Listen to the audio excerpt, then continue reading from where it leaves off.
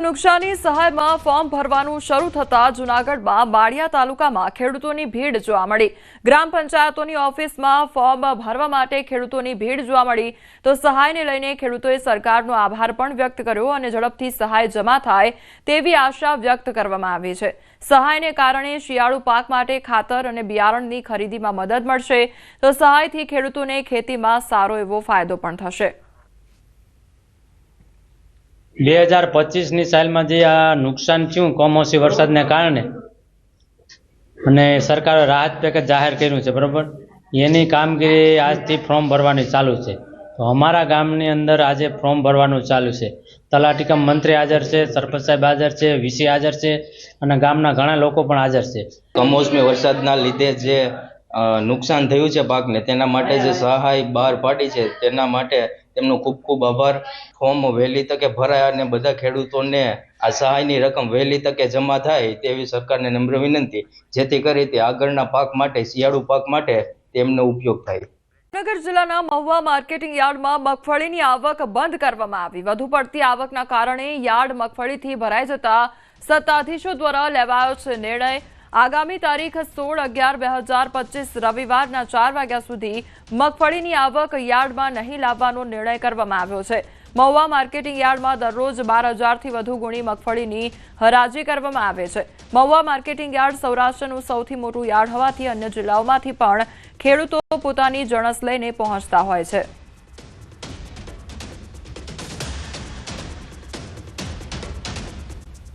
કોંગ્રેસના કાર્યાલયોમાં સન્નાટો છવાઈ ગયો છે। 2 આંકડામાં પણ ન પહોંચી કોંગ્રેસ તો આરજેડી નેતાઓના ચહેરા પરથી તેજ ગાયબ જોવા મળી રહ્યું છે।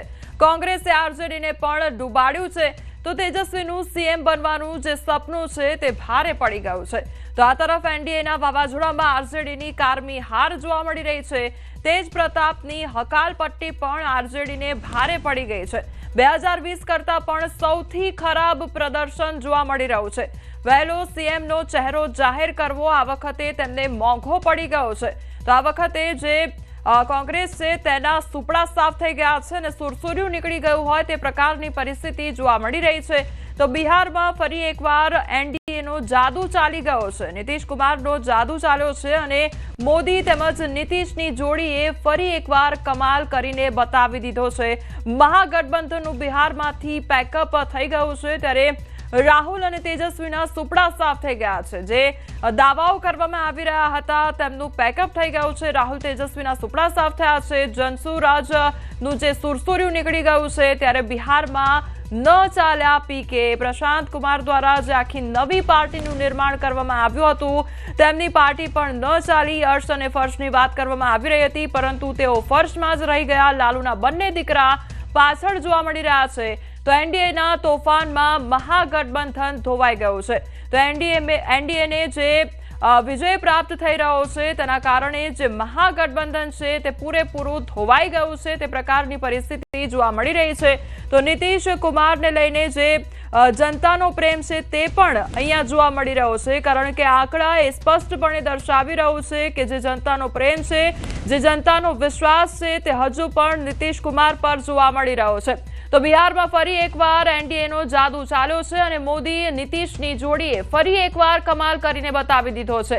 તેમની જે કામગીરી છે તે પણ ચાલી છે। મહાગઠબંધનનું બિહારમાંથી પેકઅપ થઈ ગયું છે તો બીજી તરફ રાહુલ અને તેજસ્વીના સુપડા સાફ થઈ ગયા છે। જે કામગીરી તેમના દ્વારા કરવામાં આવી, જનસુરાજનું જે સુરસુર્યું નીકળી ગયું છે તો બિહારમાં પીકે પણ ન ચાલ્યા અને એનડીએના તોફાનમાં મહાગઠબંધન ધોવાઈ ગયું છે। તો પ્રશાંત કુમાર દ્વારા જે નવી પાર્ટી રચવામાં આવી તે પણ ન ચાલી અને અર્શ અને ફર્શની વાતો કરવામાં આવી રહી હતી પરંતુ એ પાર્ટીનું ખાતું પણ ખુલ્યું નથી અને ફર્શ પર જ તેઓ રહી ગયા હોય તે પ્રકારની પરિસ્થિતિનું નિર્માણ થયું છે। પ્રશાંત કુમાર દ્વારા વાતો મોટી કરવામાં આવી પરંતુ અત્યારે એક થર્ડ ફ્રન્ટ તરીકે પણ તે ઉભરીને નથી આવી રહ્યા તેવી પરિસ્થિતિ અહીંયા જોવા મળી રહી છે।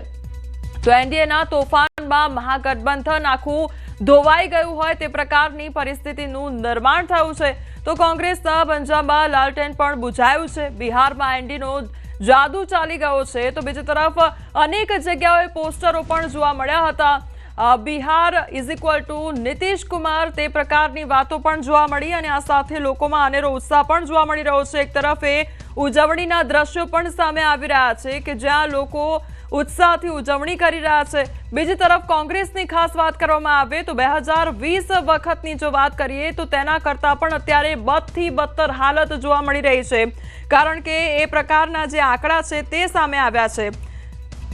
બિહારમાં એક તરફ ઉજવણીના દ્રશ્યો પણ સામે આવી રહ્યા છે, બીજી તરફ જે ભાજપ કાર્યાલયો છે ત્યાં આગળ પણ અત્યારે ઉજવણીનો માહોલ જોવા મળી રહ્યો છે અને ન્યૂઝ 18 ગુજરાતી પર ચૂંટણીનું સટીક પરિણામ જાણવા મળી રહ્યું છે. ત્યારે બિહારની એક બેઠકનું સૌથી પહેલા પરિણામ અમારા દ્વારા બતાવવામાં આવી રહ્યું છે. એક બેઠકના પરિણામની સૌથી પહેલા ખબર ન્યૂઝ 18 ગુજરાતી દ્વારા આપવામાં આવી રહી છે. એક મતદાન કેન્દ્ર પર ન્યૂઝ 18ની ટીમ અત્યારે છે અને તેમના દ્વારા સતત અપડેટ આપવામાં આવી રહ્યું છે. ક્યાંથી કોણ આગળ જોવા મળી રહ્યું છે તે પણ તમામ માહિતી જો ન્યૂઝ 18 ગુજરાતી પર સચોટ જે પરિણામ છે તે દર્શાવવામાં આવી રહ્યું છે. અત્યારે કોણ કેટલું આગળ ચાલી રહ્યું છે તે તમામ માહિતી જાણો ન્યૂઝ 18 ગુજરાતી પર અને અમારી ટીમના તમામ જે મેમ્બરો છે તે પણ અત્યારે ગ્રાઉન્ડ લેવલ પર હાજર છે અને તેમના દ્વારા તમામ અપડેટ લેવામાં આવી રહ્યું છે. બીજી તરફ જે મહિલાઓ દ્વારા મતદાન કરવામાં આવ્યું છે તેના લીધે પણ આ તખ્તાપલટ જોવા મળી રહી છે. જીવિકા દીદી યોજનાએ પણ જીત અપાવી હોય તે પ્રકારના એંધાણ અહીંયા જોવા મળી રહ્યા છે. મુખ્યમંત્રી કન્યા સુરક્ષા યોજના કામ કરી ગઈ હોય તે પ્રકારની અત્યારે પરિસ્થિતિ જોવા મળી રહી છે. તો અમદાવાદની વાત કરવામાં આવે તો અમદાવાદમાં ભાજપ કાર્યાલય પર ઉજવણીનો માહોલ જોવા મળી રહ્યો છે. ખાનપુર ભાજપ કાર્યાલય પર ભવ્ય ઉજવણી થઈ રહી છે. તો અત્યારે જે આંકડાઓ જોવા મળી રહ્યા છે એનડીએ જીત તરફ આગળ વધી રહ્યું છે, ત્યારે અત્યારે ભાજપના કાર્યાલયો પર પણ ઉજવણીનો માહોલ જોવા મળી રહ્યો છે. સંવાદદાતા ઋત્વિજ અમારી સાથે જોડાઈ ગયા છે. ઋત્વિજ, અમદાવાદના ભાજપ કાર્યાલયોમાં પણ અત્યારે ઉજવણીનો માહોલ, આપ અત્યારે કયા વિસ્તારમાં છો અને ત્યાં આગળ કયા પ્રકારનો માહોલ જોવા મળી રહ્યો છે? જી કોમલ, વાત કરીએ તો જે રીતે બિહાર વિધાનસભાના જે પરિણામ આવી રહ્યા છે તેને લઈને જે ભારતીય જનતા પાર્ટીના કાર્યકર્તાઓની અંદર હાલ ઉત્સાહનો માહોલ જોવા મળી રહ્યો છે. આપ જે દ્રશ્ય જોઈ રહ્યા છો તે ખાનપુર સ્થિત ભારતીય જનતા પાર્ટીનું જે કાર્યાલય છે અને તેના આ દ્રશ્યો છે કે જ્યાં ધારાસભ્ય, પદાધિકારીઓ તેમજ કાર્યકર્તાઓ સહિત મોટી સંખ્યામાં લોકો અહીં જોવા મળી રહ્યા છે અને તમામ લોકો આ જીતને છે તેનો જશ્ન મનાવી રહ્યા છે. જોઈ શકો છો આપ દ્રશ્યની અંદર અહીં મોટી સંખ્યામાં લોકો જોવા મળી રહ્યા છે. આપણી સાથે ધારાસભ્ય અમિતભાઈ છે, તેમની સાથે વાત કરીશું. અમિતભાઈ, જે રીતે બિહાર વિધાનસભાનું પરિણામ આવી રહ્યું છે, આપ કઈ રીતે જોઈ રહ્યા છો? જે રીતે એનડીએની સીટો જે ધીમે ધીમે આગળ વધી રહી છે. એનડીએ કોઈ પણ રાજ્ય હોય પણ જે મુખ્ય તંતુ છે નરેન્દ્ર મોદીજી છે. મધ્યપ્રદેશ હોય, મહારાષ્ટ્ર હોય, દિલ્હી હોય કે હવે બિહાર હોય, લોકસભાની આજુબાજુમાં જે કંઈ પરિણામો આવ્યા આ પરિણામો જ બતાવે છે કે નરેન્દ્ર મોદીજી ઉપર આ દેશની જનતાનો ભરોસો દિવસે ને દિવસે વધારે ને વધારે વધતો જાય છે.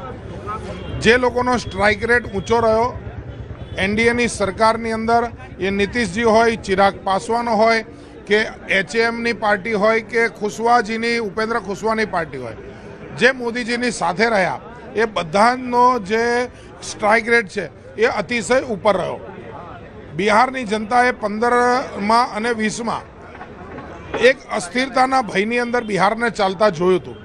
આ વખતે બિહારની જનતાએ ડબલ એન્જિનની સરકાર, મોદીજી અને નીતિશ કુમારની સાથે જે નેતૃત્વ છે એ સરકારને એ રીતે ભરોસા સાથે વોટ આપ્યો છે કે આગામી જે હવે 25 થી 30 વચ્ચેનો સમયગાળો છે એમાં વિકસિત ભારતના સપના માટે એ બિહારની સરકાર જબરજસ્ત કામ કરે અને 2047ની અંદર જ્યારે વિકસિત ભારતનું સપનું પૂર્ણ થવા તરફ હોય ત્યારે જેમ અત્યારે મોદીજીના નેતૃત્વમાં જે પ્રકારે દરેક રાજ્ય એ પ્રગતિ કરી રહ્યું છે, ઉત્તર પ્રદેશ પણ નોર્થના રાજ્યોમાં જે પ્રગતિ કરે તો બિહાર બી હવે એમની સાથે જોડાય. એટલે મોદીજીના નેતૃત્વની અંદર બધા રાજ્યો સારામાં સારું કામ કરે એ દિશાની અંદર આ મેન્ડેટ છે અને આ મેન્ડેટથી એ બ્રાન્ડ મોદી એ વધારે મજબૂત વર્લ્ડની અંદર થશે અને ભારતને હવે આગળ જતા કોઈ રોકી નહીં શકે.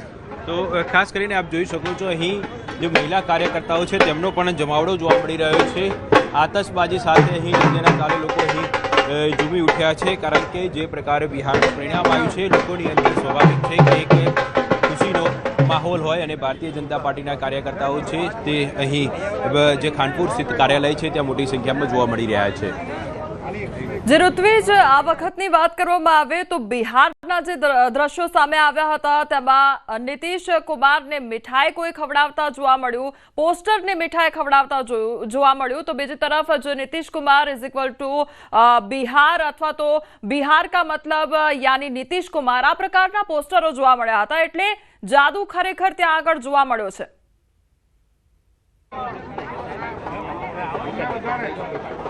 ચોક્કસથી જે પ્રમાણે ખાસ કરીને આ વખતે જે વિધાનસભાની ચૂંટણીની વાત કરીએ તો તેજસ્વી છે તેણે પણ પૂરેપૂરું પોતાનું બળ લગાવી દીધું હતું અને અનેક જાહેરાતો કરી હતી.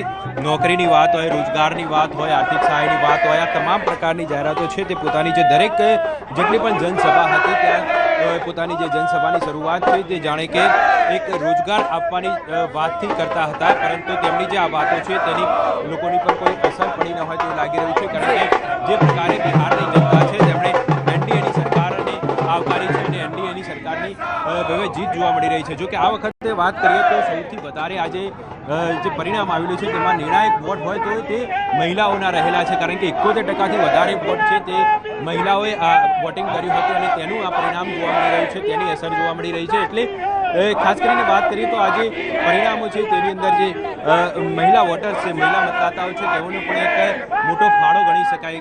સૌથી વધારે જે વોટિંગ છે તે તેમનું જોવા મળ્યું હતું. બીજી તરફ જે તેજસ્વીની જે વાતો હતી, ખાસ કરીને વાત કરીએ રોજગારની છે, આર્થિક સહાયની છે, મહિલાઓને આર્થિક સહાયની છે, તે આ જે વાતોની જે મતદારો પર જાણે કે કોઈ અસર ન થઈ હોય તેવું આ પરિણામો પરથી લાગી રહ્યું છે.